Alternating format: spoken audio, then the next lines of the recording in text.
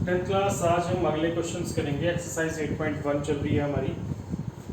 जिन बच्चों ने अभी तक ये इस एक्सरसाइज के क्वेश्चन नहीं किए हैं, मैंने पहले भी कहा आपसे, यूट्यूब पे चैनल है एक ही ऑनलाइन कोचिंग, उस पर आप जो है वो सारे ही पिछले क्वेश्चन भी कर सकते हैं। ठीक है, तो वो आपने वहाँ से देख लेने हैं। और अभी हम कंटिन्यूटी में जो 8th क्वेश्चन में पहुँच गए हैं, और 8th क्वेश्चन जो है वो है 3 cot A = 4।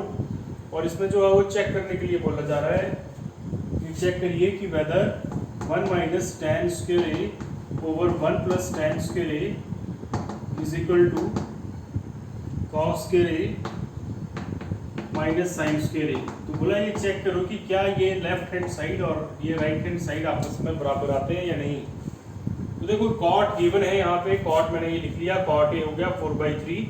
तो कॉट तो गिवन है यहाँ पे, तो कॉट से हम tan निकाल लेंगे। मैंने आपको पहले बताया भाई कॉट जो है वो tan का इन्वर्स होता है। तो cot A हो गया 1/tan A which is 4/3। इसका मतलब tan A हो गया 3/4, उल्टा हो गया दोनों। अब साइन और कॉस भी निकालने पड़ेंगे। तो साइन और कॉस वैसे तो निकलेंगे नहीं, उनको निकालने के लिए हम जो है वो पाइथागोरस लगाएंगे वापस। ठीक है, तो आपको दिख रहा है tan जो है वो P और B होता है, P/B। तो P 3 हो गया और B 4 हो गया, सही बात है। अब h निकाल लेते हैं। तो h आप सबको पता है कि पाइथागोरस थ्योरम लगेगी, h² = p² + b²। so this is equal to 3² + 4², that means 9 + 16 which means 25। h² आ गया 25 और h आ गया √25, that means 5। तो h 5 आ गया। अब हम साइन और कॉस ले लेते हैं। ठीक है, तो साइन आपको पता है कि साइन होता है P/H।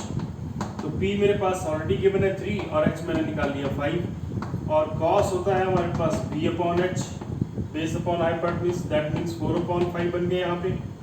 अब लेफ्ट हैंड साइड है मेरे पास 1 - tan square A over 1 + tan square A। मैं वैल्यूज भर दूंगा यहाँ पे। तो आगे 1 - tan जो है वो मेरे पास क्या है, देखो 3/4। तो 3/4 का स्क्वायर हो गया डिवाइड बाय 1 + 3/4 का स्क्वायर विच बिकम्स क्या बन गया ये 1 - 9/16, 1 + 9/16, दैट मीन्स एलसीएम लीजिए 16 - 9 डिवाइड बाय 16 + 9। 16 जो एलसीएम के बच आए थे वो कट गए। अब ये बच गया हमारे पास 7/25। अब इसी तरह से आप जो है वो क्या कर लेंगे, राइट हैंड साइड निकाल लेंगे। ये लेफ्ट हैंड साइड चल रही है हमारी, तो अब हम राइट हैंड साइड की बात कर लेते हैं। राइट हैंड साइड है हमारे पास cos square A - sin square A। तो cos की वैल्यू भी निकाली मैंने 4/5। तो 4/5 का स्क्वायर माइनस 3/5 का whole square, that means 16/25 minus 9/25। LCM लीजिए, 25 एलसीएम आ गया, 16 - 9 अगेन 7/25। तो therefore left hand side is equal to right hand side. तो ये वेरीफाई हो गया हमारे पास कि लेफ्ट हैंड साइड और राइट हैंड साइड यहाँ पे ट्रू है। ठीक है, तो क्वेश्चन कुछ नहीं है, थोड़ा सा बस लेंथी सा हो जाता है ये, और कुछ नहीं। ट्रिग्नोमेट्री एक आसान चैप्टर है, लेकिन आपने इसको थोड़ा सा प्रैक्टिस करनी है रेगुलर। ठीक है बात। तो ये क्वेश्चन नंबर 8 हो गया। अब इसके बाद हम करेंगे क्वेश्चन नंबर 9। तो अब देखिए क्वेश्चन नंबर 9 जो है उसमें tan A गिवन है 1/√3 और ऐसा भी लिखा हुआ है कि it is right angle at B। ठीक है, क्वेश्चन जरूर पढ़ना आपने बुक से, तभी आपको पता लगेगा कि ये क्या किया जा रहा है। तो बोला एक ट्राइंगल है जिसमें tan A जो है that is given 1/√3 and it is right angle at B। इसका मतलब हुआ कि ये B के ऊपर 90 डिग्री बना रहा है। ठीक है, तो मैंने ट्राइंगल बनाई यहाँ पे, साथ में आपके सामने दिख रहा है P/B, P is 1 and B is √3। और फिर मैंने हाइपोटेन्यूज भी निकाला इस ट्राइंगल का, और वो आ गया 2। पाइथागोरस थ्योरम लगाई। अब हमें ये फाइंड आउट करने को बोला गया है कि sin A cos C + cos A sin C निकालो। अब आप यहाँ पे देखो, एक चीज नोटिस करनी है आपने कि sin A है, ठीक है, मगर यहाँ cos C है। तो इसका मतलब ये हुआ कि आपके पास ये एंगल का हिसाब भी देखना है आपने कि जब C की बात आ रही है तो ऊपर वाला एंगल है, और जब A की बात आ रही है तो नीचे वाला एंगल है। तो पहले sin A निकाल लेते हैं। चलो, तो sin A perpendicular upon hypotenuse. तो परपेंडिकुलर हियर विल बी 1 क्योंकि A के सामने वाला परपेंडिकुलर, और हाइपोटेन्यूज विल बी 2। ऐसे cos A भी निकाल लो। cos A हो गया हमारे पास B/H। B क्या है √3 और H 2। अब इसी तरह से cos C और sin C।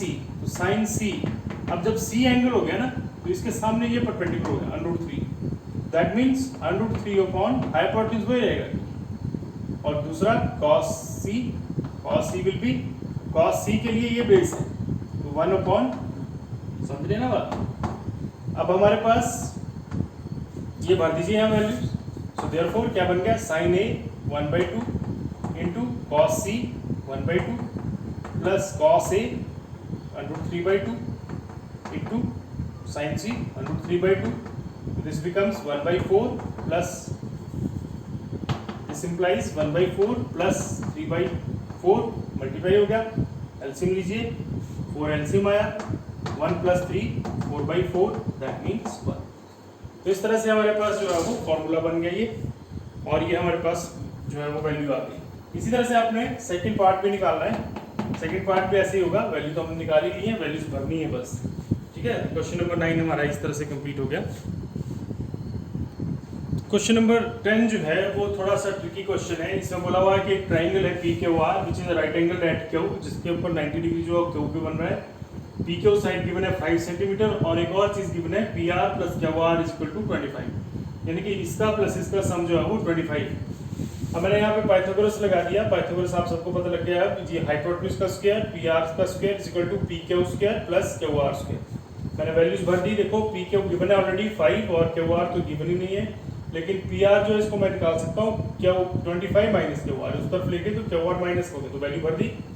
तो उसके सॉल्व कीजिए, 625 plus Q R square minus 50 Q R, ठीक है, ये a square plus b square minus 2ab is equal to 25 plus Q R square. अब क्यू आर स्क्वायर देखो इधर भी प्लस का है और इधर भी प्लस का है, ये कट गए, इक्वल टू के दोनों साइड एक जैसे हों तो कट जाते हैं।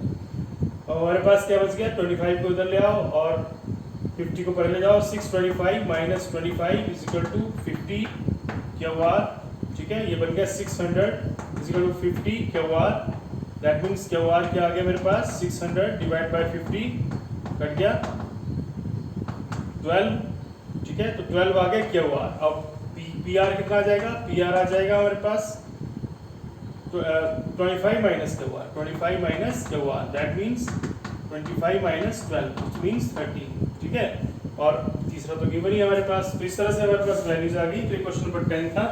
क्वेश्चन नंबर 11 आप खुद कीजिएगा, क्योंकि थोड़ा सा ऐसे ही क्वेश्चन है ट्रू फॉल्स का, तो आप चेक करना उसको कैसा करते हैं उसको, ठीक है। तो इतना करते हैं आज, तो ये हमारा 8.1 खत्म हो गया।